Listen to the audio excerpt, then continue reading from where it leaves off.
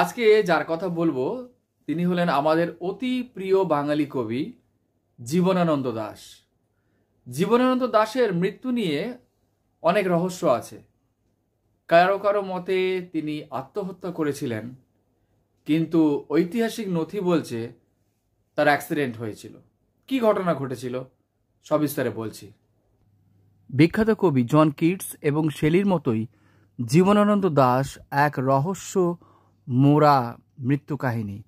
জীবনানন্দ দাশ 1954 সালে 14 অক্টোবর কলকাতার বালিগঞ্জে ট্রামের ধাক্কায় গুরুতর আহত হন।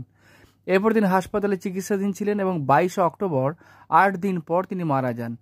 যেহেতু এটি একটি ট্রাম দুর্ঘটনা ছিল, তাই আইন অনুযায়ী পোস্টমর্টম হওয়ার কথা ছিল, যদিও তা হয়নি। এই ঘটনার পর থেকে তার মৃত্যু নিয়ে রহস্য দানা বাঁধে। সমালোচকদের মতে যে জীবনানন্দের জীবনে একাকিত্ব, হতাশা, আর্থিক কষ্ট তার আত্মহত্যার অন্যতম কারণ হয়ে থাকতে পারেন। কারণ যখন তিনি ট্রামে আঘাতপ্রাপ্ত হন তখন তার দুহাতে নাকি অনেকগুলো ডাব ছিল। সেই দেখে অনেকেরই ধারণা যে কেউ ডাব নিয়ে কি আত্মহত্যা করতে যায়, কিন্তু দুর্ঘটনা হতে পারে, তারও কোনো সুস্পষ্ট প্রমাণ নেই। জীবনানন্দের মৃত্যু নিয়ে আজও রহস্য রয়ে গেছে। তিনিই ছিলেন কলকাতার প্রথম ব্যক্তি যিনি ট্রামের আঘাতে মারা যান। ট্রামের আঘাতে তার শরীর দলিত হয়ে যায়, ভেঙে যায় তার উরু, কণ্ঠ এবং পাঁজরের হাড়। তবুও তিনি আজও আমাদের প্রাণের কবি।